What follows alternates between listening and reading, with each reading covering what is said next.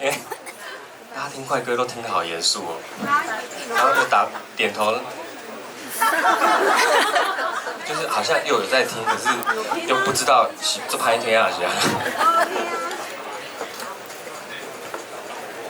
好啦，那你们有，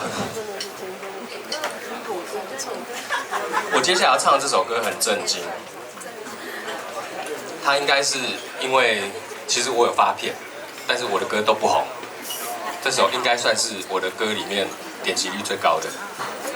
然后这首歌是一个才子黄明志先生找我合作的，还是谁啊？等一下，还没到。黄明志先生找我合作的，但是因为这首歌我很难自己表演，里面有一半我不会唱，因为那是海南话。他在这边唱海南话，有海南岛来的朋友吗？应该没有嘛。在这边唱海南话，大家又听不懂，所以原本是三太子老师把它变成了国语跟台语。那今天三太不在，可以吧？就由中指受伤的志宏老师。可是这首歌唱来唱去，我都还是不知道歌词到底是什么意思。不是很好听，知道比较好。真的吗？哦。三太写的已经算是比较文言了，他当初的是怎么样文言？对啊，应该也不是很好。而且歌词说不到海南岛不知道身体不好，为什么呢，马克？你这么常出差到海南岛？哦，你去越南是修鱼竿吗？哦，